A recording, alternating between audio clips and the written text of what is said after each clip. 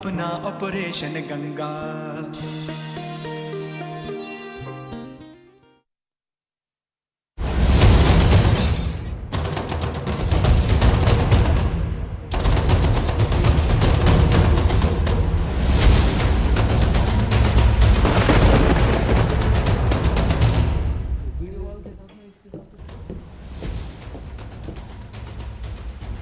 नमस्कार, बड़ी खबर पर बड़ी बहस के साथ हम हाजिर हैं।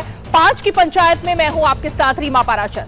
महाराष्ट्र के बाद अब जिस राज्य में राजनीतिक हलचल मचा है वो है गोवा। कल से गोवा कांग्रेस में उठापटक की खबरें हैं। गोवा कांग्रेस टूट के कगार पर है ये भी कहा जा रहा है, क्योंकि पार्टी के 11 में से कई विधायक, क्योंकि गिनती अभी तक कोई नहीं कर पा रहा है कि वो 9 है, 5 है, 6 है, तो कुछ विधायक बीजेपी के संपर्क में है, ऐसा कहा जा रहा है। हालांकि पार्टी यानी कांग्रेस पार्टी डैमेज कंट्रोल में जुट चुकी है, लेकिन अगर ऐसा हुआ यानी टूटी वहां पर पार्टी, तो वहां पर भी कांग्रेस के लिए अस्तित्व का संकट अब खड़ा हो जाएगा। ऐसे में सवाल यह है कि क्या गोवा में 2019 का इतिहास दोहराया जाएगा?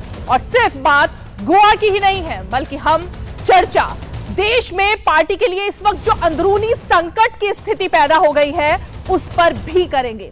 सबसे पहले देख लेते हैं कि कल से अब तक सत्ता के गलियारे में आखिर क्या क्या हुआ है। तो गोवा में कांग्रेस पार्टी एक बार फिर टूट के कगार पर है और तमाम खबरें और तस्वीरें ये सामने देखने में आई। 40 सीटों वाली गोवा में कांग्रेस के पास इस वक्त 11 विधायक हैं। माइकल लोबो समेत 5 विधायकों के बीजेपी में शामिल होने की चर्चा कल से उफान पर है और नेता प्रतिपक्ष पद से माइकल लोबो को इसके बाद कांग्रेस पार्टी ने हटा दिया। और इसके बाद सोनिया गांधी ने पार्टी में टूट रोकने के लिए मुकुल वासनिक को पर्यवेक्षक बना करके राज्य में भेजा है। और ऐसा ही 3 साल पहले भी हुआ था, जब कांग्रेस के 10 विधायक बीजेपी में शामिल हो गए थे। तो ये बड़ी खबर है जो कि गोवा से दिख रही है। माइकल लोबो 2022 में कांग्रेस में शामिल होने से पहले बीजेपी में थे और ये पुराना इतिहास कांग्रेस का रहा है। 2022 के विधानसभा चुनाव के पहले कांग्रेस ने अपने उम्मीदवारों को ईश्वर की शपथ दिलवाई थी और कहा था कि आप यहां से निकलकर किसी और पार्टी में नहीं जाएंगे। और उसके बाद हम बता दें, इस वक्त बीजेपी के 20 सदस्य हैं, वहां पर यह विधानसभा की स्थिति है। कांग्रेस के 11 सदस्य हैं और इसके अलावा आम आदमी पार्टी की अगर बात करें तो 2 सदस्य आम आदमी पार्टी की तरफ से आए। और उसके बाद अगर इस वक्त हम स्थिति की बात करें तो महाराष्ट्रवादी गोमांतक पार्टी के 2 सदस्य गोवा विधानसभा में इस बार जीत कर आए हैं। और ये तो तमाम स्थिति रही गोवा की जो कल से लेकर अब तक हुआ। और क्योंकि हम बात शुरुआत गोवा से ही कर रहे हैं, तो जरा सुन लेते हैं कि वहां के जो दिग्गज हैं, जो कि अहमियत रखते हैं इस वक्त राज्य की राजनीति में, उनका क्या क्या कहना है कल से अब तक। चीफ मिनिस्टर म्हणतो मेळपाक एमएलए येताना 4 काँग्रेस एमएलए वांगडा आशिल्ले सर तुमच्या वांगडा हांव तुका पळय फाल्यां असेंब्ली आसा, वेगवेगळ्या विशयाचेर वेगवेगळे लोक येत आसतात। म्हणून तुम्ही हांव म्हज्या असेंब्लीच्या कामात बिजी आशिल्लो न्हू ते बीजेपीन येवपाचे आशिल्ले अशें आसले न्हू। हे पळय, म्हाका आत्ताच्या घडीक असेंब्ली इज माय प्रायोरिटी। हांव असेंब्लीच्या कामाच्या गडबडीत आसा, असेंब्लीच्या कामाची तयारी सुरू आसा। ओके, कितले जाण येयले एमएलए? फाल्यां सकाळची असेंब्लीची तयारी हांव आज दीस पर्यंत करतालो। फाल्यां सकाळचे क्वेश्चन्स आनी हे ते ह्या बाकी सगळ्या विशयाचेर मागीर चाललेले। काँग्रेसीन आरोप केला की दिगंबर आणि मायकल तुमचा फितूर असले म्हणून। म्हाका कांयच खबर ना। ते खरे, ते तसे फितूर असले हे खरे? बिलकुल ना, म्हाका ह्या विशयाचेर म्हाका कांयच खबर ना। ओके, त्याचे हांवें सांगलें की फाल्यां असेंब्ली आसा, बाकी दुसऱ्या पक्षाच्या विशयाचेर हांव कित्याक उलयतां। We have brought this to the notice of our High Command translation नहीं लिखा। and we will be taking action against them. Mr. Michael Lobo is immediately removed from the position of the Congress Legislature Party and a new leader will be elected. And whatever action that has to be taken as per law against this kind of defections, this kind of anti-party work, this kind of hobnobbing with the opposition parties, that will follow. But we are confident that whoever we don't know. Let us see how many people stay, how many people move. But we have our numbers today in this meeting itself, in this press conference. 5 of our MLAs are here. काँग्रेसमधले काही आमदार भाजपच्या संपर्कात आहेत, कदाचित ते वेगळा गट करू शकतात किंवा भाजपला पाठिंबा देऊ शकतात. तुमची भूमिका काय असेल? माझी भूमिका, मी आज पेपरवर असतो, मला पत्रिका त्यांच्याविषयी त्यांच्याकडे काय तुमका इंटिमेशन वेगळा गट गटाला मान्यता द्याल का? अजून तुमका इंटिमेशन बघितलेला आम्हाला काही प्रस्ताव माहित नाही.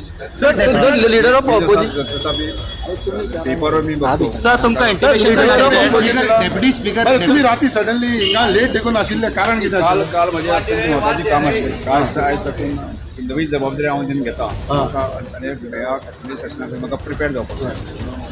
Sir, leader of opposition assembly information आले. सर, लीडर ऑफ ऑपोजिशन ना सध्या असेंब्लीन तेजेर कशें दिसता? लिडर ऑपोजिशन ना हे आता हांव पेपराचेर वाचता, अजून काय हांव अजून असेंब्ली वचता. तो ये 3 अहम किरदार रहे हैं जो कि कल से अब तक गोवा की राजनीति में दिखाई दिए हैं। सबसे पहले आपने सुना और देखा मुख्यमंत्री प्रमोद सावंत को, उसके बाद हमने सुना कि कांग्रेस की तरफ से जो निर्देश दिए गए हैं, जो आदेश दिए गए हैं दिल्ली से लेकर के वहां तक, राज्य तक, उन सब के बाद क्या क्या हुआ है। मुकुल वासनिक वहां पर पहुंचते हैं और उसके बाद आपने सुना कि विधायकों का क्या कहना है, जिनके ऊपर इस बात की आशंका जताई जा रही है कि वो खेमे से निकलकर दूसरे खेमे में जा रहे हैं। तो ये तो बात हुई गोवा की, लेकिन क्योंकि हम बात कर रहे हैं इस वक्त कांग्रेस की स्थिति पर, जो कि गोवा से शुरू होती है और कहां तक जाती है, वो हम आपको सिलसिलेवार तरीके से जरा एक बार दिखा देते हैं।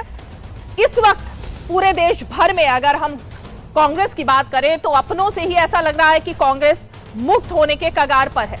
पूर्वोत्तर के 8 राज्यों में से 7 पर शासन करने वाली कांग्रेस का राज्यसभा में सूपड़ा साफ होता हुआ दिखाई दिया। और उसके बाद गुजरात की बात करें तो कांग्रेस के कार्यकारी अध्यक्ष और युवा नेता हार्दिक पटेल नेतृत्व पर सहयोग ना करने का उन्होंने आरोप लगाया और वो बीजेपी में शामिल हो गए। ये हमने बात की गुजरात की। और गुजरात से निकलकर अगर हम देखें तो पहले डैमेज कंट्रोल कमेटी जो कांग्रेस ने बनाई, उसकी रिपोर्ट और तमाम चीजें अभी वहां पर चल ही रही हैं, और जो कि गुजरात में विधानसभा के चुनाव जल्द ही आने वाले हैं, तो ये अहम हो जाता है। बिहार और ओडिशा की बात करें तो वहां पर भी कांग्रेस इकाई में नेतृत्व के परिवर्तन की दरकार है। संकट से जूझ रही कांग्रेस की बिहार इकाई पर अब नए अध्यक्ष बनाने की जिम्मेदारी सौंप दी गई है। और इसके अलावा अगर हम उत्तर प्रदेश की बात करें तो वहां पर तो कांग्रेस 2 सीटों पर ही सिमट कर रह गई है। विधान परिषद के 175 सालों के इतिहास में पहला मौका है जब कांग्रेस का एक भी सदस्य उत्तर प्रदेश की विधान परिषद में नहीं है। तो ये एक इतिहास इस बार उत्तर प्रदेश से आया।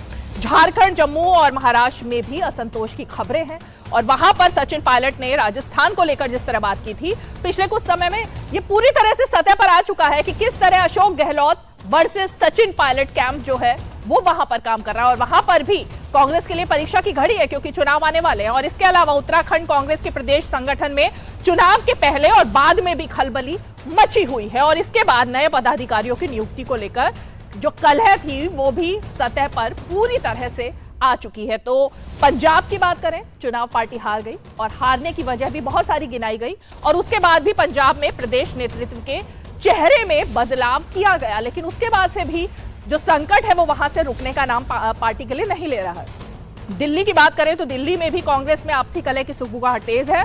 जब मंगत राम सिंघल की अध्यक्षता में बैठक हुई तो उसमें वो सभी बातें निकलकर बाहर आती हैं जिसमें कि असंतोष और जो पार्टी में आपसी मतभेद हैं वो स्थिति पूरी तरह बाहर निकलती हुई दिखाई दे रही है। तो ये बात हुई दिल्ली की। और मध्य प्रदेश की अगर हम बात करें तो वहां पर भी मार्च 2020, 2 साल हो गए हैं अब, ज्योतिरादित्य सिंधिया 22 विधायकों के साथ बीजेपी में शामिल हो गए थे, और अभी तब से लेकर अब तक कांग्रेस पार्टी वहां पर अंदरूनी संघर्ष जो है उसका सामना कर रही है। लगातार वहां से भी इसी तरह की खबरें आती हुई दिखाई देती हैं। और हिमाचल की बात करें तो कांग्रेस अब ऐसा लग रहा है कि लुप्त होने के कगार पर है। हालांकि बिल्कुल एन चुनाव से पहले वहां पर जिस तरह की खबरें हैं, जिस तरह की बातें हैं, जब राजीव शुक्ला की शिमला में बैठक हुई क्योंकि वो प्रभारी हैं, तो बहुत सारे नेता जो है वो उस बैठक में शामिल नहीं हुए, नदारद रहे।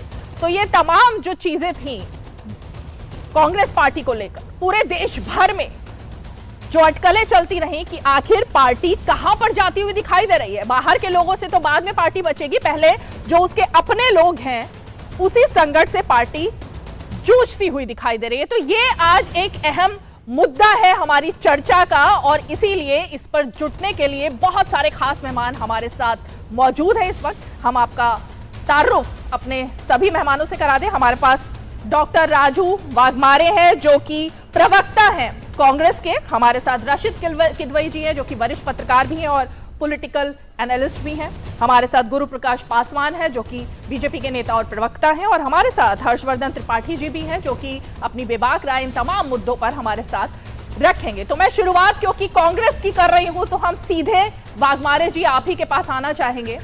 जिस तरह से हमने ग्राफ देखा उस पर तो चर्चा बाद में हो, लेकिन गोवा में चल क्या रहा है पार्टी के लिए? गोवा में पार्टी लेवल पे जो भी चल रहा है और पूरे देश में, ये कांग्रेस का जो सवाल है उसके बावजूद ये सवाल है केंद्र शासित भाजपा का, ईडी का, सीबीआई का और आईटी का।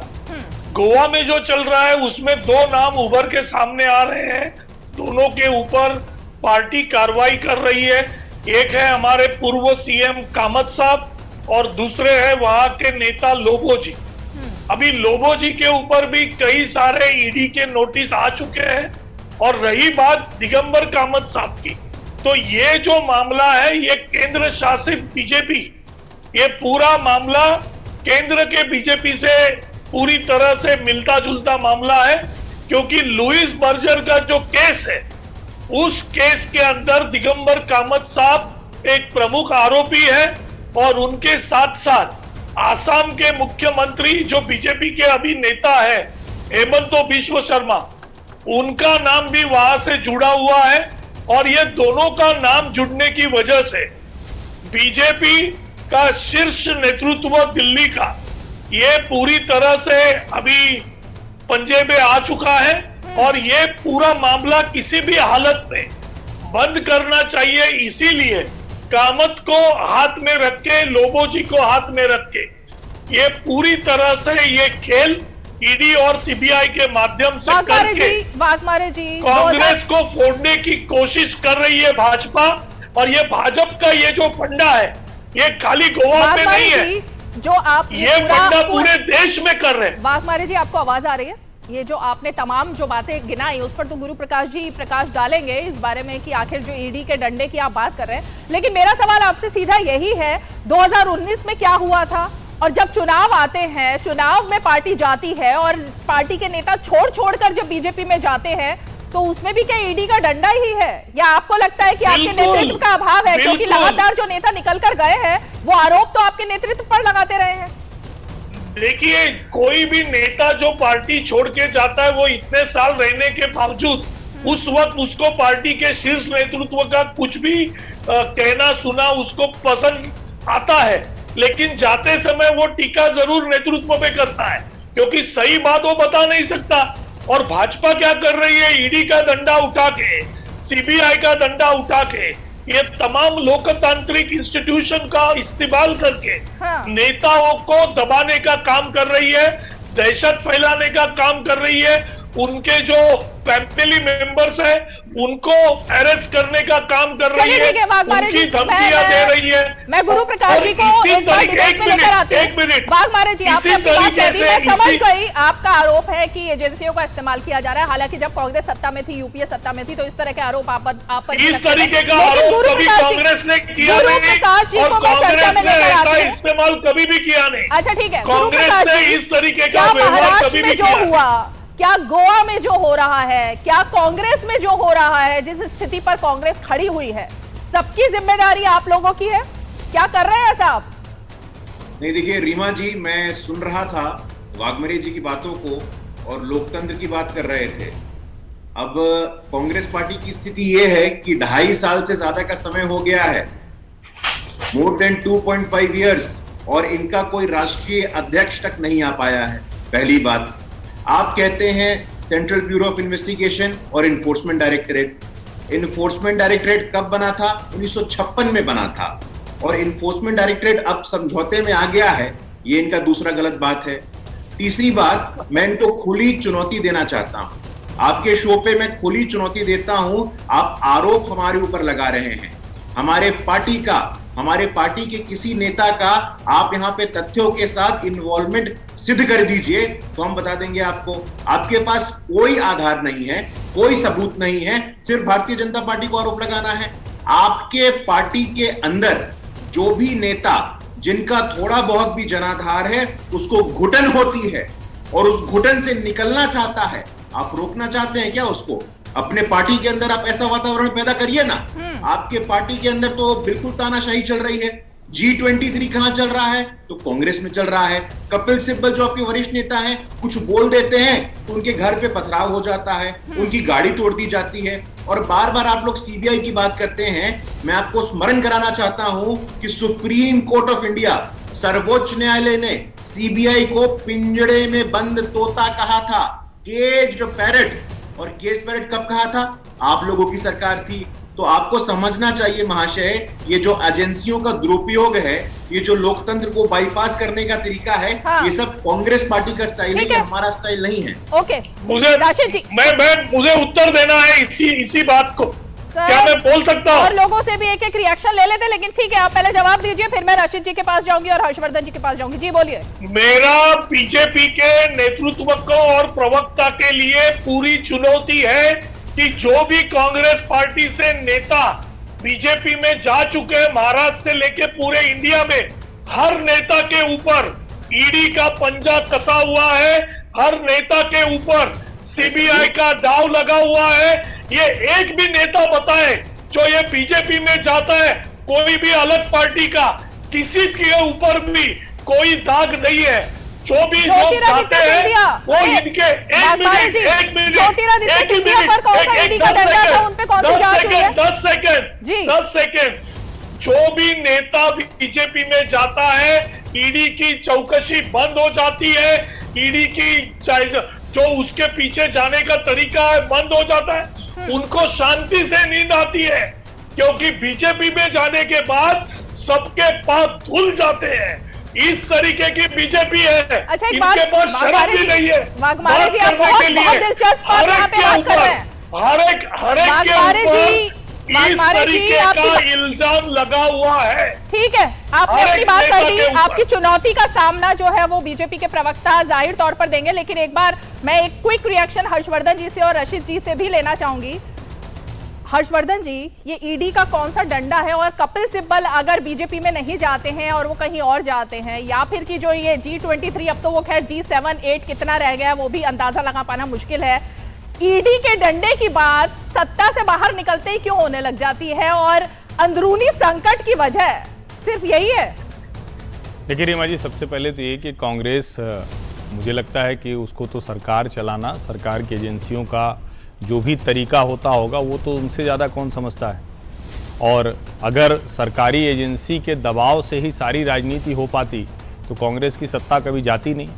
ठीक है, ये आरोप बार बार लगता है कि क्यों चुनाव के समय या उसके आसपास या किसी राज्य में जब सत्ता परिवर्तन होने लगता है, विधायक टूटने लगते हैं, तब क्यों ऐसी एजेंसियां हरकत में आ जाती हैं। ये आरोप लगता है। इस पर विपक्ष और सत्ता पक्ष जो कहते हैं कि उनके बीच में सामान्य जो बहस होती है वो चलेगी, लेकिन कांग्रेस पार्टी क्या अपने अंदर झांक कर नहीं देखेगी? क्या आत्मनिरीक्षण करने के लिए वो बिल्कुल तैयार नहीं? जब उसका शीर्ष नेतृत्व वो अपने नीचे के लोगों को ये भरोसा नहीं दे पा रहा है कि हम मजबूती से लड़ाई कर पा रहे हैं। आपको ध्यान में हाल के दिनों में कौन सा ऐसा बड़ा आंदोलन आता है? हाँ, जब राहुल गांधी ईडी की पूछताछ के लिए गए थे तो कांग्रेस ने आंदोलन किया, लेकिन राज्यों में और केंद्र सरकार के खिलाफ क्या कांग्रेस पार्टी कहीं सड़क पर लड़ती नजर आती है? क्या कांग्रेस पार्टी जनता के मुद्दों पर बात करती नजर आती है? और जो सबसे बड़ी बात है कि अगर कांग्रेस के शीर्ष नेतृत्व का भरोसा ही राज्यों की इकाई में धीरे धीरे खत्म हो रहा है, अब दिगंबर कामत और माइकल लोबो ये कोई ऐसा तो है नहीं कि कोई छोटे नेता थे, और ठीक है कि इस बार थोड़ा एग्रेसिव होकर आक्रामक हो गए, उनको लगा कि शिवसेना जैसा हमारा हाल ना हो जाए, लेकिन शिवसेना से भी जो लोग निकल कर गए थे वो बहुत स्पष्ट था कि सामने चुनौती दे रहे थे। कांग्रेस से ज्योतिरादित्य सिंधिया आते हैं, हेमंत विश्व शर्मा आते हैं, और तो और सचिन पायलट तो अभी भी कांग्रेस में है ना।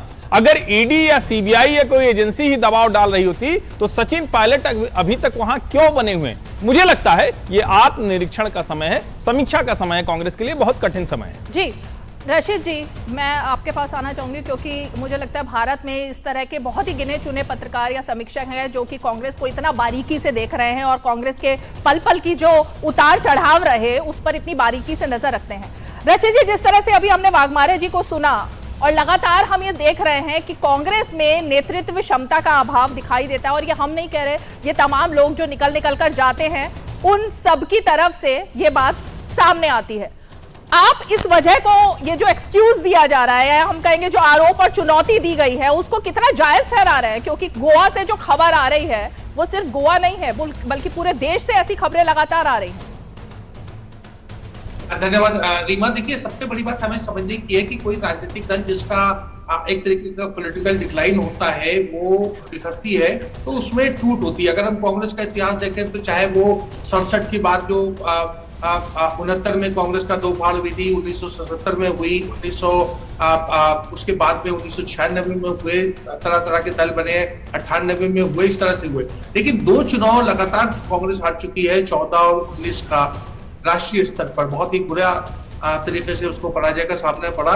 लेकिन कांग्रेस में अंतरिम रूप से दो फाड़ या टूट नहीं हुई। तो ये एक बड़ा एक अननेचुरल चीज थी और वो अननेचुरल चीज तरीके की हुई। जहां जहां जो लीडर्स को मौका मिला वो धीरे धीरे करके जा रहे हैं और अभी वो सिलसिला चल रहा है। ये तो एक कांग्रेस की बात है जिसको कांग्रेस को आत्मचिंतन करना चाहिए, जैसा हमारे मित्र हर्षवर्धन त्रिपाठी जी ने कहा, समीक्षा करनी चाहिए और कांग्रेस को अपना घर दुरुस्त करना चाहिए। लेकिन रीमा जी, मैं आपके माध्यम से पूछना चाहता हूँ, क्या कारण है 8 राज्यों में जहां चुनी हुई सरकारें थी वो बदल के एक राजनीतिक दल छोड़ के दूसरी जगह चली गई? क्या कारण हुए कि 15 महीने के बाद में ही मध्य प्रदेश में एक जो सत्ताधारी दल के कांग्रेस के जो विधायक थे वो चले गए और फिर से उन्होंने चुनाव लड़के आए और फिर दूसरी तरफ चले गए? तो ये जो एक इंसेंटिव जो एक मॉडल जो शुरू हुआ है, आप इस बात का स्मरण करें कि भाजपा जो है, जितने भी जो दल बदल कानून पास हुए हैं, जो चाहे वो राजीव गांधी के समय हुए या अटल बिहारी वाजपेयी के समय, उसमें भाजपा ने उसमें उसका समर्थन था, भाजपा ने उसका विरोध नहीं किया। तो कौन सा राजनीतिक आचरण हो रहा है जो थोक के भाव में जो विधायक खरीद फरोख्त होती है? मैं एजेंसी वगैरह पर टिप्पणी नहीं करना चाहूंगा, लेकिन ये जरूर एक, और उसके ऊपर लेकर के मास्टर स्ट्रोक कहा जाता है। देखिए, कोई भी दल में राजनीतिक दल बदल हो बड़ा दुर्भाग्यपूर्ण चीज होती है। Westminster model of parliamentary democracy जो हमारे यहाँ चल रही है, वहां दल बदल नहीं होता है और दल बदल होना भी नहीं चाहिए। लेकिन उस दल बदल पे जनता भी उतनी खुशी से मोहर लगाती है। तो ये चीजें हैं जो हमारे लोकतंत्र के लिए खतरा है, हमें ऐसे दलगत उससे हट करके देखना चाहिए। जी राशिद जी, क्योंकि आपने इतनी अहम बात कही तो मैं ये जरूर जानना चाहूंगी कि क्या कांग्रेस का नेतृत्व इस चीज के लिए तैयार बैठा है कि पार्टी जहां पर भी जाए, हम कुछ एक्शन लेने को तैयार नहीं है, सिर्फ एक पर्यवेक्षक भेजने का एक हम कहेंगे कि जरिया अपनाया जाता है? लेकिन अभी तक जिन राज्यों में भी ऐसे कगार पर पार्टी पहुंची है, वहां हुआ क्या है? तो क्या पार्टी के नेतृत्व को समझ नहीं आ रहा और नेतृत्व क्या है ये भी समझ नहीं आ रहा है? देखिए, जो अगर हम बात करें कांग्रेस नेतृत्व की, तो एक कांग्रेस पार्टी है और एक नेहरू गांधी परिवार है। नेहरू गांधी परिवार के सदस्य क्या है? एक कार्यकारी अध्यक्ष है, दूसरे जो कहा जाए पूर्व अध्यक्ष है और तीसरी एक महामंत्री है, जो मैं सोनिया गांधी, राहुल गांधी और प्रियंका गांधी की बात कर रहे हैं। उनको एक इस बात का सुकून है कि उन्हें अपनी जगह से हटाया नहीं गया। जिस तरह से इंदिरा गांधी को 1970 में कांग्रेस पार्टी से बाहर कर दिया था, वो दूसरी बात है कि इंदिरा जी वापस आ गई, तो वो स्थिति, वो अपमान जो है वो नेहरू गांधी परिवार के सदस्यों को नहीं हुआ है। और इसी को लेकर के वो अपना एक अचीवमेंट मान रहे हैं कि वो इतना समय हो गया, 14 से 22 आ गया, उनको कांग्रेस में कोई तकलीफ नहीं है। और कांग्रेस जन जो है वो विचलित है, उनको कुछ समझ में नहीं आ रहा है। जो कांग्रेस का कार्यकर्ता है उसको कोई रास्ता नहीं सूझ रहा है, क्योंकि वो इधर उधर देखता है, उसको कोई फायदा नहीं हो रहा। जहां जिसको मौका मिलता है वो निकल जाता है। तो अनिर्णय की स्थिति है। राहुल गांधी खुद अध्यक्ष नहीं बनना चाहते, दूसरे को भी बनना नहीं देते। वही मैं कह रहा हूँ, कांग्रेस में अंदरूनी कमियां बहुत है, अंदरूनी कमियां बहुत है। और इसीलिए राशिद जी, वाघमारे जी, यहाँ पर चुनौती के अलावा मैं ये जानना चाहूंगी, क्योंकि वाघमारे जी, इतनी अहम बात यहाँ पर हर्षवर्धन जी और रशीद जी ने कही आपकी पार्टी को लेकर। पार्टी में अगर कार्यकर्ता असमंजस की स्थिति में है, कार्यकर्ता की स्थिति डावाडोल है, वो समझ नहीं पा रहा है कि वो किसके पास जाकर अपना दुखड़ा रोए, अपनी बात कहे या पार्टी को आगे ले जाने की लाइन तय करे, चुनाव में कहां खड़ी है पार्टी इसको तय करे, तो इसकी जिम्मेदारी किसकी है? इसके लिए भी आप किसी को चुनौती देंगे क्या? सबसे पहली बात कि कांग्रेस पार्टी में खाली अध्यक्ष अगर कोई उधर बैठा नहीं है तो इसका मतलब पूरे कांग्रेस में हलचल मची हुई है, ये सब गलत बात है। हर राज्य की जो कमिटियां है, जो हमारा संगठन है, वो पूरी तरह से काम कर रहा है। अगर कांग्रेस पार्टी में इतना हलचल का माहौल रहता था तो जो 6-7 राज्यों में कांग्रेस 5 राज्यों में वापस आई वो कांग्रेस नहीं आती थी। कहां पर गोवा वापस में आई है भी- कांग्रेस? कहां सुनो, वापस आई है वाघमारे जी? गोवा- कहां पर है मेरी- कांग्रेस? मेरी राजस्थान बात सुन- छत्तीसगढ़ को छोड़कर कहां वापस आई है कांग्रेस? मेरी बात सुनिए। मणिपुर में कांग्रेस की सरकार आई थी, ये लोग ने पूरी तरह से खरीद फिरोख्त किया, पूरे विधायकों को लेके गए। गोवा में हमारी सरकार आती थी, इन्होंने गोवा के विधायकों को फोड़ा, उनको साथ पैसा और ईडी का धमक दिखा के लेके गए, वहां प्रॉब्लम किया। उत्तराखंड में भी वैसा ही किया। तो आज ये लोग जो जा रहे हैं, ये इतने साल से पार्टी में थे, तो ये क्या पागल हो गए कि एकदम अचानक उनको याद आया कि पार्टी बराबर नहीं काम कर रही है? 2 साल पार्टी में रहने के बाद, सरकार में रहने के बाद जब भी कोई छोड़ के जाता है तो उसके पीछे रशीद साहब जो बोल रहे हैं वो वजह है। और वो वजह एक ही है, एक है पैसा, दूसरा है इंस्टीट्यूशन, ईडी, सीबीआई और आईटी, इसके सिवाय कुछ नहीं। वाघमारे जी ठीक है, मेरी पैसा बात सुनिए। कांग्रेस कार्यकर्ता वाघमारे जी अगर सत्ता में रहने की वजह से ही पैसा सबसे ज्यादा आता है, जो आरोप आपने लगाया, तो कांग्रेस से ज्यादा सत्ता में कौन सी पार्टी रही? तो पैसे की कमी कांग्रेस के पास क्यों हो गई? ये एक चर्चा का विषय अलग से होना चाहिए। गुरु प्रकाश जी, पैसा, पावर और ईडी की ताकत, यही 3 है सिर्फ जिसकी वजह से ऐसा लग रहा है कि कांग्रेस की हालत यहां तक पहुंची, क्योंकि चुनौती आपको दी गई है, चुनौती का जवाब। नहीं देखिए रीमा जी, एक तो आप डिबेट पे बुलाते हैं तो ये भाषण के लिए थोड़ी बुलाते हैं। हम लोग अपनी कोई भी बात कहते हैं तो तर्कों के साथ कहते हैं और तथ्य के साथ कहते हैं। कुछ भी बात अनर्गल, कुछ भी निराधार बात, अरे भाई गोवा हो, मणिपुर हो, उत्तराखंड हो, यहाँ की जनता को मूर्ख समझते हैं क्या आप? जनता के आशीर्वाद से, जनादेश से, यहाँ के लोगों, अरे जनादेश से नहीं, कितने आमदार कांग्रेस के थे उसकी बात कीजिए ना, गलत मत बोलिए, झूठ मत बोलिए। कितने आमदार कांग्रेस के आए थे और भाजपा के कितने आमदार थे?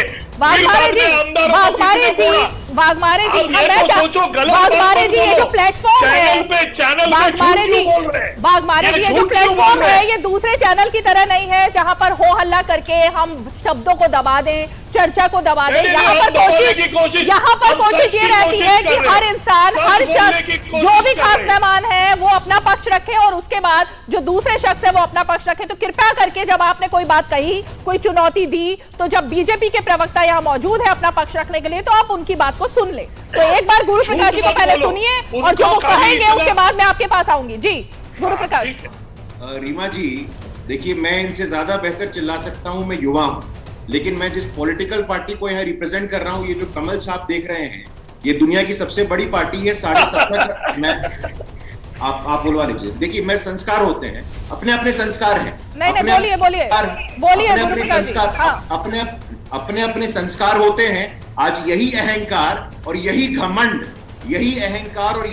है इनका, जो आज इनकी ये स्थिति हो गई है, हाशिए पे आ गए हैं। हिंदुस्तान की जनता ने बता दिया है कि ये देश परिवारवाद से, भ्रष्टाचार से और अपराध से नहीं चलेगा। आप अपने आप को संविधान से ऊपर समझते हैं क्या? सुप्रीम कोर्ट से ऊपर समझते हैं क्या? चुनाव आयोग से ऊपर समझते हैं क्या? देश की 130 करोड़ जनता बोलती है और वो सर्वमान्य है, उनको सम्मान करना सीखो आप। आपका यही अहंकार आपके पतन का कारण बनेगा। मैं लिख के दे रहा हूं आपको। आप किस हद से बोलते हैं? गोवा की जनता हो, उत्तराखंड की जनता हो, मणिपुर की जनता हो, उन सबके आशीर्वाद से, हमारे नेतृत्व के मेहनत से, हमारे संकल्पों से हमें आशीर्वाद मिला है। और आपका अहंकार है जो यहाँ भाषणबाजी करने आ जाते हैं। इसलिए मुझे लगता है सबको अपने दायरे में रहना चाहिए और लोकतंत्र का, संविधान का सम्मान करना चाहिए। इस अहंकार को समाप्त करिए आप। गुरु प्रकाश जी, नहीं, मेरी कोशिश रहेगी कि वाघमारे जी लगातार जो आप जिस तरह की टिप्पणी कर रहे हैं उनसे बचाव किया जाए, क्योंकि एक सवाल सीधा पूछा जा रहा है और अगर हम तथ्यों पर, आंकड़ों पर और बेहद ही सार्थक चर्चा के तौर पर इसे आगे बढ़ाएं तो ज्यादा ठीक होगा। खैर, मैं आपके पास दोबारा हूं, लेकिन मैं हर्षवर्धन जी के पास जाना चाहूंगी, क्योंकि जो बात आपने कही, लगातार आपके हर बात के आसपास ईडी, पावर, पैसा, यही चीजें दिखाई दे रही है। तो हर्षवर्धन जी, मेरा सवाल यही है कि जो बात यहाँ पर कांग्रेस के प्रवक्ता कह रहे हैं, उत्तर प्रदेश में कौन सी पावर का इस्तेमाल किया गया जबकि ये स्थिति कांग्रेस पार्टी की हुई, या हम कहें कि उत्तराखंड में जो नतीजे आए हैं वहां पर कौन सी पावर और पैसे का इस्तेमाल किया गया, या ईडी का डंडा? तो जनता के जो मैंडेट है उसके खिलाफ जाकर बात होना, यही इस वक्त दिखाई दे रहा है स्वरूप। देखिए रीमा जी, मुझे लगता है कि अगर इसको ठीक से कांग्रेस पार्टी देख पाएगी, वरना ये सबसे आसान तरीका है, और मैं भी मानता हूं कि लोकतंत्र में ये बहुत अच्छा नहीं है कि इस तरह के दृश्य दिखें कि विधायक किसी भी पार्टी के हों, वो रिसॉर्ट में रुके हुए हैं, उनको संभाला जा रहा है और आरोप प्रत्यारोप लग रहे हैं कि लाखों करोड़ों में विधायक बिक रहे हैं। लेकिन इस सब का कोई प्रमाण नहीं है। राजनीति में ये चर्चा चलेगी, लेकिन मूल बात क्या है? जब लोकतंत्र में जनता के सामने आप अपने लिए एक वोट मांगने जाते हैं, कहते हैं कि भाई हमारी पार्टी पर, हमारे नेता पर, हमारे प्रत्याशी पर भरोसा करो, वहां पार्टी कहां खड़ी? और वहां पर पार्टी की अगर ये स्थिति है कि देश के सबसे बड़े राज्य में सिर्फ 2 विधायक, और उन 2 विधायकों का जो कुल मिलाकर अगर कहें तो एक सीट वो जो प्रमोद तिवारी, अपनी सीट उनकी थी और उनकी बेटी तो निजी वजहों से जीते, और एक सीट वो फरिंदा वाली जिसके बारे में नारा लगा था कि 5 बार का हारा वीरेंद्र बेचारा। तो क्या यही बेचारा वाली स्थिति कांग्रेस पार्टी की हो गई है? विधान परिषद में उनका कोई प्रतिनिधि नहीं है। कुल मिलाकर कांग्रेस पार्टी की जो राजनीतिक इच्छा शक्ति है उसका भयानक अभाव दिखता है। वरना ईडी की जांच, सीबीआई की जांच, इनकम टैक्स के छापे ये लगातार पड़ते रहे हैं। किसी भी समय एजेंसियां नहीं कि काम नहीं करती। और मैं तो एक बात और कहता हूं, अगर ऐसा हो जाए कि जो विपक्ष में है उसके ऊपर नहीं पड़ेगा, सत्ता पक्ष वाला अपने लोगों पर नहीं पड़वाएगा, विपक्ष यानी सारे नेता सब कुछ करते रहेंगे, उनके खिलाफ एजेंसियां जांच ही नहीं करें, कोई कार्रवाई नहीं करें, तब तो बहुत ही अनर्थ हो जाएगा। मुझे लगता है कि यहां तो लोगों को और खड़ा होना चाहिए कि जब भी जो नेता है अगर वो किसी वजह से फंस रहा है तो उसके ऊपर जांच होनी चाहिए। हाँ, अगर राजनीतिक वजहों से है तो उसका जवाब राजनीतिक तरीके से पार्टी को देना आना पड़ेगा। लेकिन कब? जब जनता उसके साथ हो। नहीं तो वही हश्र होता है जो कांग्रेस अभी कह रही है, लेकिन उनकी बात कोई सुनने को तैयार नहीं। बिल्कुल, मैं राशिद जी आपके पास आना चाहूंगी क्योंकि मैं अभी कांग्रेस की ये वेबसाइट देख रही थी और इसमें जब मैंने देखा कि कौन कौन किस पद पर है तो कहीं पर भी मुझे राहुल गांधी तो दिखाई नहीं दिए, क्योंकि सीधे खुलता है ये पेज प्रेसिडेंट सोनिया गांधी से और उसके बाद जनरल सेक्रेटरी से लेकर तमाम जो पदों पर लोग हैं उन सब में प्रियंका गांधी भी दिखाई देती हैं, लेकिन राहुल गांधी कहीं दिखाई नहीं देते। और इस वक्त अगर जगह जगह दिखाई देता है किसी नाम का नारा तो वो राहुल गांधी है। तो इस वक्त अगर हम बात करें कांग्रेस पार्टी के हालात की, नेतृत्व की, तो राहुल गांधी कहां पर स्टैंड करते हैं पार्टी में?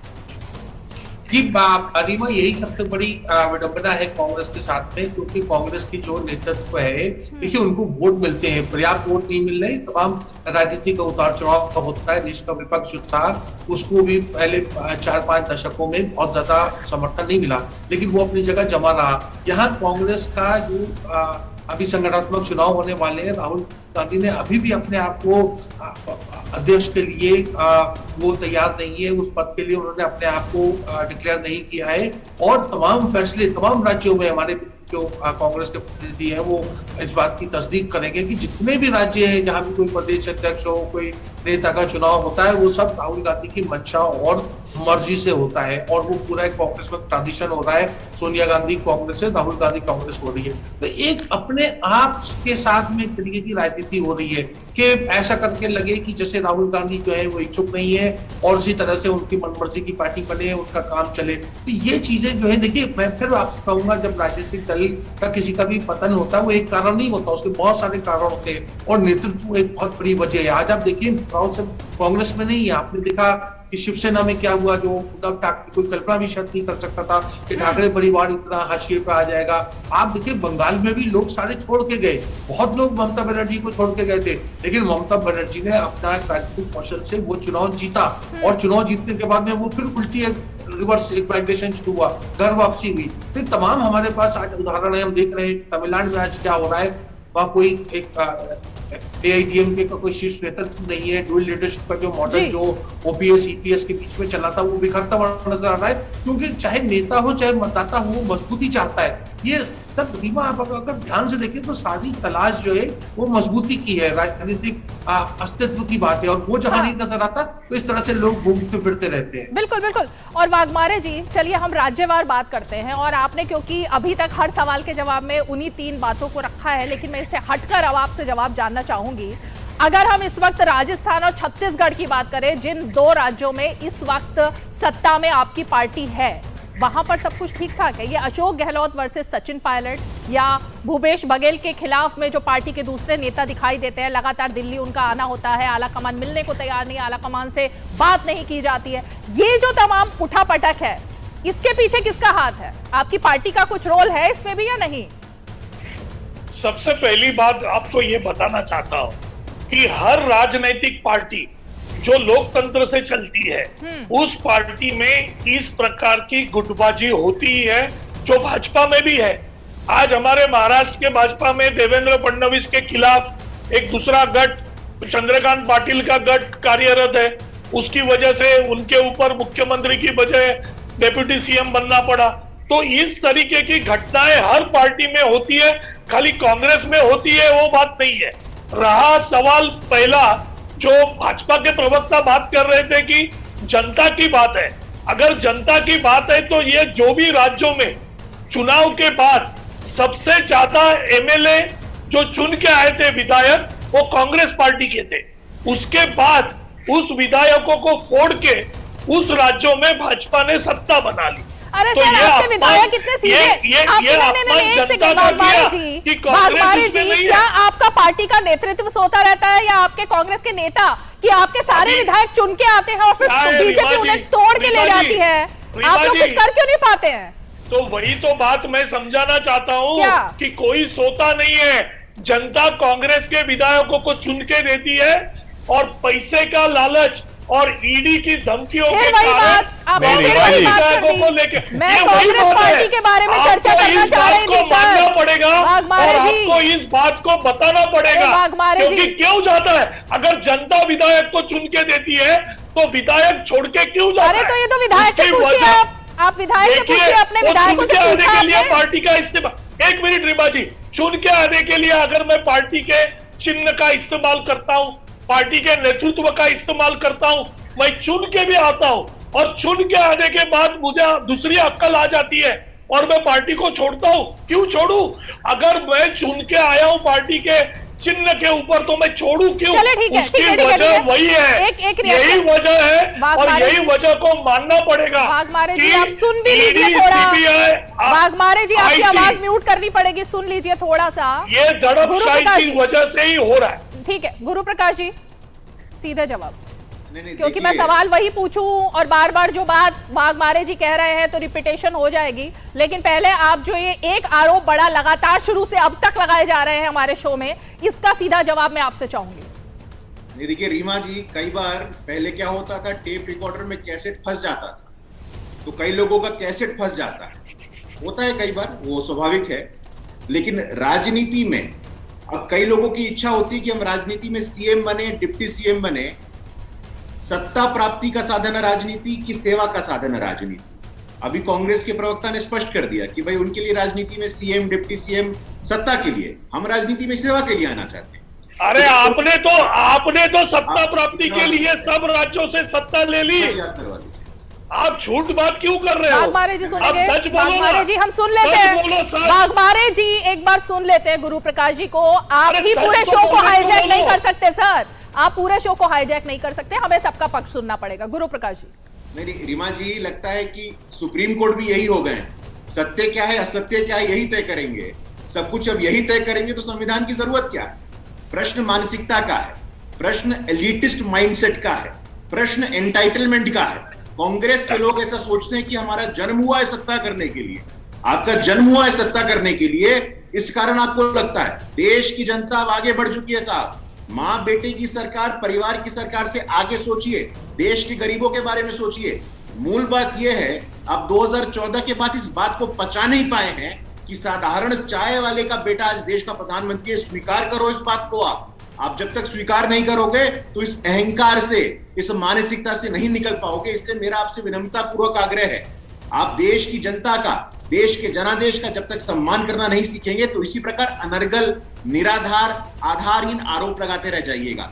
देश बहुत आगे निकल गया है, आप लोग इसी में उलझ के रह जाइएगा। इसीलिए मेरा आपसे पुनः विनम्रता पूर्वक आग्रह है, लोकतंत्र पे, संविधान पे सिर्फ बोलने के लिए नहीं, उनके आदर्शों को, उनके मूल्यों को समझो। अगर समझा होता तो आपकी पार्टी में अध्यक्ष होता।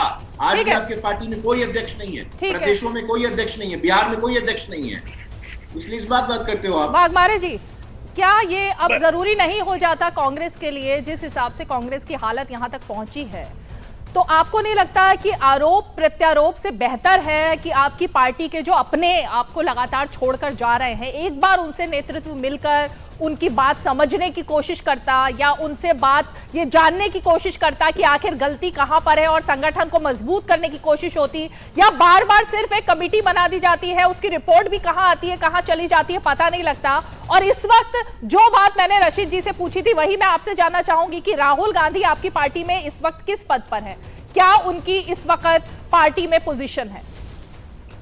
सबसे पहले बात कि राहुल गांधी हमारे पार्टी के एक वरिष्ठ नेता है। आदरणीय सोनिया जी गांधी के बाद राहुल गांधी पार्टी का शीर्ष नेतृत्व है और उनके नेतृत्व में और आदरणीय सोनिया जी गांधी के नेतृत्व में कांग्रेस पार्टी बड़े जोर से काम कर रही है।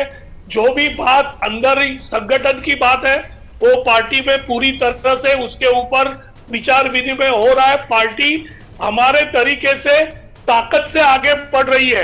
इसका नतीजा यह है कि ये बाकी के राज्यों में भी कांग्रेस चुन के आई थी।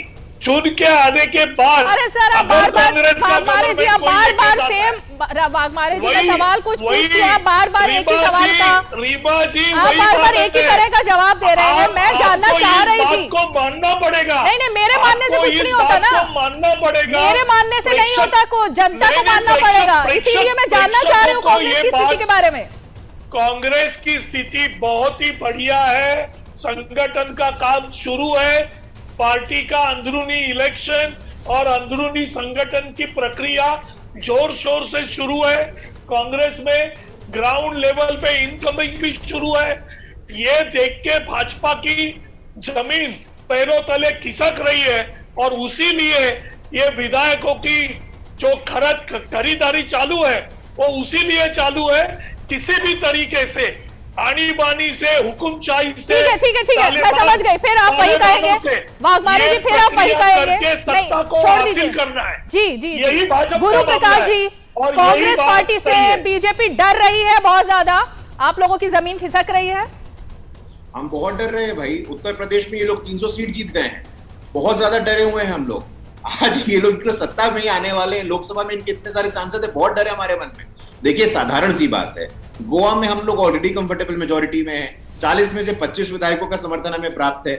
जब इनके नेताओं को इनके परिवार में इनके संगठन में घुटन होती है तो स्वाभाविक सी अब क्लॉस्ट्रोफोबिया एक टर्म होता है। कुछ लोग को क्लॉस्ट्रोफोबिक हो जाते हैं कि जब परिवार में संगठन में उनकी बातों को तवज्जो नहीं दी जाती है। और तवज्जो कहां से दी जाएगी? अभी उन्होंने स्वयं बोला कि सब कुछ दिल्ली में तय होता है। दिल्ली में भी नहीं, सब कुछ 10 जनपद में तय होता है। तो आपका कहां तय होता है? आपका मोदी जी के पास नहीं तय होता दिल्ली में। आपका कहां तय होता है? दूसरों के ऊपर उंगली करने के पहले 4 उंगली अपने पास देखिए। आपका तय कहां होता है? आपका राज्य में होता है कि दिल्ली में होता है? अरे क्या बात कर रहे हो आप जरा सोचो आप क्या बोल रहे हो। आपका कहां तय होता है? वाघमारे जी मुझे बार बार आपको रोकना पड़ रहा है कि कृपया करके दूसरे का पक्ष भी सुन लें, लेकिन शायद आप नहीं इस तरह से डिबेट नहीं होती। नहीं इस तरह से डिबेट नहीं होती है, हमारी डिबेट इस तरह से नहीं होती है, बाकी चैनल्स में होती होगी। खैर मैं हर्षवर्धन जी आपको एक बार चर्चा में लाना चाहूंगी फिर से। जिस तरह की ये बात यहाँ पर सामने निकल कर आ रही है, वाघमारे जी तो खैर लगातार एक बात कर रहे हैं, लेकिन मैं यहाँ पर आपसे अच्छा गुरु प्रकाश जी आपकी बात अधूरी रह गई, पहले मैं आपको 10 सेकंड दे दूं, आप कुछ बोलना चाह रहे हैं जी। नहीं देखिए, मतलब जो लोग लोकतंत्र की पाठ पढ़ा रहे थे वो किसी दूसरे को बोलना नहीं देना चाहते हैं, स्वयं बोलते रहना चाहते हैं। आपके शो के दौरान आपके दर्शकों ने 3 बार देख लिया, इसके अलावा मुझे और कुछ नहीं कहना है। आप आगे बढ़िए। नहीं ठीक है हर्षवर्धन जी, ये जो जिस तरह की बात है कि बोलने नहीं देना और वो यही आरोप कुछ वो लोग भी निकल कर जा रहे थे, चाहे कपिल सिब्बल हो, G23 के नेता हो या जो बड़े नेता भी निकल करके गए, उन सबका यही आरोप था कि नेतृत्व के पास गुहार लगाने के लिए समय नहीं मिलता। कांग्रेस नेतृत्व, जिसको गांधी परिवार हम दूसरा नाम कहें, उनके पास शायद ये व्यथा सुनने के लिए या पार्टी को खड़ा दोबारा से करने के लिए वो समय नहीं देना चाहते। आखिर नब्ज कहां पर कमजोर पड़ रही है कांग्रेस पार्टी की, जिसकी वजह से हालात यहां तक आ पहुंचे हैं? देखिए रीमा जी, बिना किसी संकोच के, और ये बात तो हर कोई जानता है, कांग्रेसी भी जानते हैं, लेकिन वो कहते डरते हैं। बीच में उनको लगने लगा था कि राहुल गांधी ने 2019 की हार के बाद जब इस्तीफा दिया था तो उनके मन में थोड़ा सा आया था, तो कुछ लोग निकल के आए थे कि ठीक है अब राहुल गांधी की जगह कोई और अध्यक्ष हो, गांधी परिवार के बाहर का अध्यक्ष हो। लेकिन फिर उनको समझ में आया कि नहीं, ये तो बैकडोर एंट्री फिर से हो रही है, सोनिया जी किसी और को अध्यक्ष बनने नहीं देंगी, भले ही राहुल जी एकदम अनिच्छुक हों। मुझे लगता है कि सबसे बड़ी कमजोरी आज की तारीख में कांग्रेस पार्टी की राहुल गांधी है। सबसे बड़ी मुश्किल यह है कि किसी के पास भी अगर कितनी भी बड़ी योजना है, कितना भी महत्वपूर्ण विचार है, कितना भी महत्वपूर्ण कार्यक्रम है, वो शीर्ष नेतृत्व को न तो बता सकता है, जब बता ही नहीं सकता तो आगे उस योजना पर अमल करने जैसा तो कुछ हो नहीं सकता। और इसको इससे भी समझा जा सकता है कि जिस मध्य प्रदेश की बात बार बार होती है, तो मध्य प्रदेश के सभी विधायक दोबारा चुन कर आए हैं। ऐसा नहीं है कि वो विधायक टूट कर गए और वही सीधे सीधे शिवराज सिंह चौहान की सरकार बन गई और कमलनाथ जी की सरकार गिर गई। वो सारे के सारे विधायक चुनकर आए। कांग्रेस पार्टी, अगर लगता है कि कांग्रेस पार्टी के सिंबल पर वो जीते तो उनको फिर हरा देती, या जनता को संदेश देती कि देखिए ये तो चले गए, या जो भी आरोप लगाते उसको साबित करते। लेकिन जनता उनके आरोपों पर भरोसा नहीं कर रही है, क्योंकि कांग्रेस पार्टी नेतृत्व ये पूरी तरह से भरोसेमंद साबित नहीं हो रहा है। ठीक है रशीद जी, इस वक्त अगर हम दो उन राज्यों की बात कर लें जहां पर अब चुनाव है, हिमाचल की बात करें, गुजरात की। गुजरात में पार्टी 7 कार्यकारी अध्यक्ष बनाती है और ये अपने आप में एक नया फॉर्मूला पार्टी ने देने की कोशिश की, क्योंकि पार्टी को समझ में आ रहा है कि वहां पर भी जिस तरह के हालात हैं उनसे किस तरह से निपटा जाए। गुजरात और हिमाचल में आप इस वक्त कांग्रेस की स्थिति को किस तरह से आंकते हैं, क्योंकि वहां पर भी लगातार जो खबरें सतह पर आ रही हैं वो बहुत अच्छी नहीं है। जी रीमा, आपने बड़ा सही प्रश्न पूछा, क्योंकि सबसे बड़ी बात है कि कांग्रेस अपना आत्मविश्वास खो बैठी है। उसके खुद राजनीतिक नेताओं को एक ऐसी उम्मीद नहीं है कि वो अपने बूते भी जीत पाएंगे। और एक और बड़ी मुसीबत एक और खड़ी हो गई कि आम आदमी पार्टी जो है वो भी यहाँ के ऊपर इन दोनों राज्यों में उससे अपनी एंट्री की है और कोशिश कर रही है। तो कांग्रेस को सिर्फ ना भाजपा से ही लड़ना है, बल्कि अपना जो घर है वो बचाना है। और कुछ नेता आम आदमी पार्टी की तरफ चले जाए तो कांग्रेस के लिए और विषम परिस्थिति हो जाएगी। दरअसल कांग्रेस अपने आप को ब्रॉड अगर हम पिक्चर में देखें, अपने आप को बदलना नहीं चाहती। वही हाई कल्चर, वही ये सोचना कि नेहरू गांधी परिवार के सदस्य जो है जैसे उनके पास कोई जादुई छड़ी है वो घुमा देंगे और कांग्रेस सत्ता में नहीं आएगी। कांग्रेस इस तरीके से सत्ता में नहीं आएगी। उसको मतलब बैक टू बेसिक्स अपना अप्रोच अपनाना पड़ेगा और बहुत ज्यादा मेहनत करनी पड़ेगी। सिर्फ कार्यकर्ता जो है आज सिर्फ वही आके आता है कि राहुल गांधी बन रहे हैं कि नहीं बन रहे, कोई आप देखिए अंदरूनी तौर से कांग्रेस में कोई ऑल्टरनेटिव नहीं ऑफर होता। और वो जब तक ऑल्टरनेटिव नहीं ऑफर रहेगा, नेहरू गांधी परिवार को एक बड़ा सुखद एहसास रहेगा और उनकी जो है कांग्रेस पे पकड़ मजबूत रहेगी। ये तो कांग्रेस के लिए मतलब नेशनल लेवल पे और रीजनल लेवल पे दोनों ये बहुत बड़े चैलेंजेस हैं कि वो अगर एक जो कांग्रेस का जो कार्यकर्ता है, कांग्रेस का जो मतदाता है, वो अपने आप को असर नहीं करेगा, तब तक आप देखिएगा कि देश का जो विपक्ष है उसमें इसी तरीके का बिखराव और अनिर्णय का माहौल रहेगा। ठीक है वाघमारे जी, जो बात राशिद जी कह रहे हैं इसी का ही जवाब मैं आपसे लेना चाहूंगी कि कार्यकर्ता ड्रिवन जब तक पार्टी नहीं होगी तब तक ऐसा लग रहा है कि कांग्रेस के हालात सुधारने में या सुधरने में बहुत ज्यादा वक्त लगेगा, या कितना वक्त लगेगा ये शायद आप लोगों को भी नहीं पता है। तो क्या कार्यकर्ताओं को सुनने के लिए कोई मैकेनिज्म तैयार करने की कोशिश है कि अब कम से कम जो बाकी के राज्य है जहां पर अब चुनाव होना है वहां पर पार्टी कुछ दमखम के साथ जाए, या फिर की स्थिति ऐसी ही रहने वाली है? सबसे पहली बात यह है कि कांग्रेस में इसके पहले भी कार्यकर्ताओं को सुनने का पूरी तरह से सिस्टम थी, आज भी वही सिस्टम है। हमारे पास संगठन है, हमारे पार्टी के महाराष्ट्र के या अलग अलग राज्यों के अध्यक्ष रहते हैं, कांग्रेस पार्टी की तरफ से हमारे प्रभारी रहते हैं, प्रभारी हमारी बातें जो है वो AICC तक पहुंचाती है। तो सिस्टम हमारे पास पहले से है और वही सिस्टम की वजह से आज हमें इतने साल इस देश में हम राज्य पे थे। तो क्या वो सिस्टम फेल हो रहा है इस वक्त? क्या वो सिस्टम फेल हो रहा है, उसको बदलाव की जरूरत है, ऐसा लग रहा है? वो सिस्टम थोड़ा भी फेल नहीं हो रहा है। राजनीति में उतार चढ़ाव रहते हैं। जिस तरीके की राजनीति और लोकतंत्र का गला घुटने का काम भाजपा कर रही है, उसीलिए ये प्रॉब्लम आ रही है। बाकी कार्यकर्ता कांग्रेस का मजबूत है, कांग्रेस के नेता मजबूत है और सबको कांग्रेस के विचारधाराओं के ऊपर पूरा विश्वास है। और पूरे विश्वास के साथ हर राज्य में, हर गली में, हर कोने में कांग्रेस का कार्यकर्ता बड़ी ताकत से खड़ा है। और आने वाले चुनाव में 2024 में पूरी तरह से कांग्रेस एक ताकत के साथ खड़ी रहेगी और हर राज्य में रहती है। और उसी तरीके से हम आगे जाएंगे। ठीक है नहीं, आपने तो 2024 का पूरा खाका तैयार कर दिया है ऐसा लग रहा है। काश की ऐसी बात हमें कांग्रेस के एक मंच से पूरी तरह से दिखाई देती, जब कांग्रेस के तमाम नेता एकजुट होते हुए दिखाई देते हैं। गुरु प्रकाश जी, 2024 का खाका तो कांग्रेस के प्रवक्ता यहाँ पर देने की कोशिश कर रहे हैं कि वहां पर आसपास कोई नहीं है, और अगर कोई है तो वो सिर्फ कांग्रेस पार्टी है। बीजेपी और आपके तमाम आला नेता हमेशा से ये बात करते हैं कि एक विपक्ष जो है वो लोकतंत्र में होना चाहिए, विपक्ष जो है वो सकारात्मक तरीके से आगे बढ़े तो उसको एक चुनौती के तौर पर लेना चाहिए, और इसीलिए कांग्रेस की बात भी लगातार हर मंच से की जाती रही है। लेकिन 2024 की चुनौती, और इस वक्त जब ये दो राज्यों की हमने बात की, हिमाचल और गुजरात, और खासकर गोवा जहां पर की स्थिति हमने शुरुआत की थी, कहां पर हैं? नहीं, देखिए, सबसे पहले तो 19 में भी इन्होंने यही कहा था। अब इनका जो उत्साह है, ये उत्साह सुन के मैं इनको शुभकामना दूं या सांत्वना दूं, मुझे समझ में नहीं आता है। हिमाचल की बात करिए, हिमाचल में इन्होंने वर्किंग प्रेसिडेंट किसको बनाया है? वीरभद्र सिंह जी की बेटी को।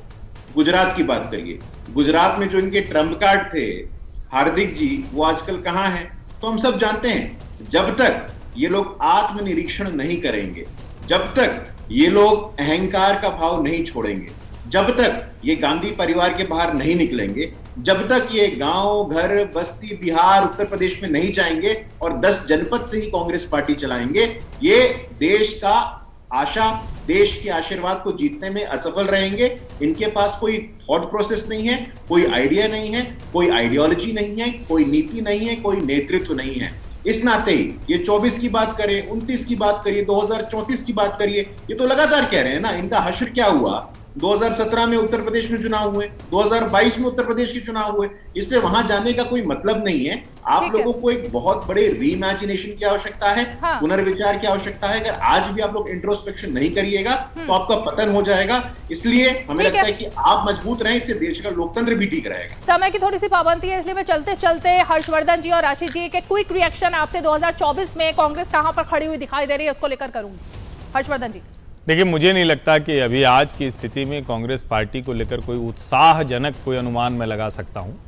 मैं सिर्फ अगर उम्मीद की बात करें तो लोकतंत्र में विपक्ष का होना ज़रूरी होता है, मजबूत विपक्ष का होना ज़रूरी होता है। लेकिन ये मजबूत विपक्ष न तो टीवी स्टूडियो की चर्चा से आएगा, न राहुल गांधी और सोनिया गांधी जी की एक अच्छी मंशा से आएगा।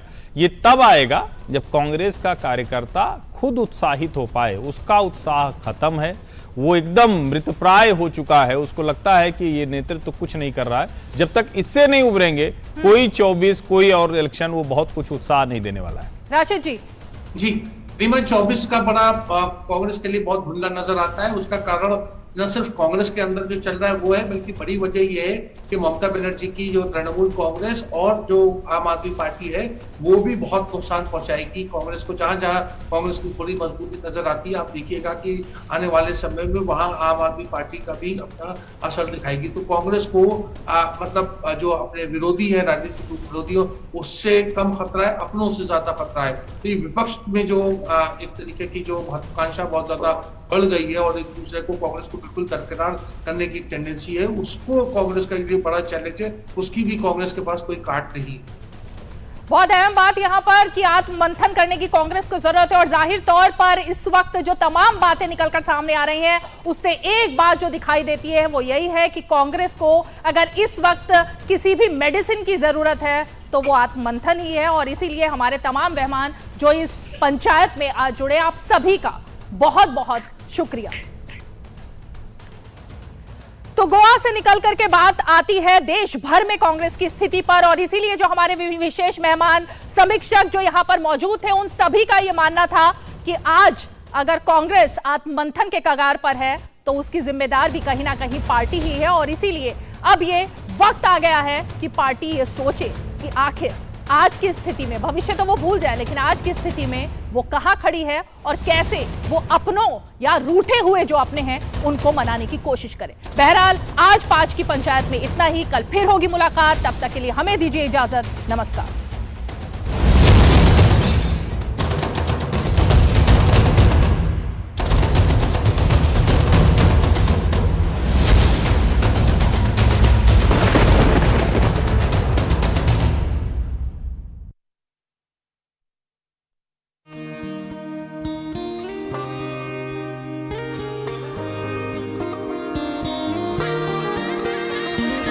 जन जन ने निर्णय लेकर भारत की सूरत बदली है।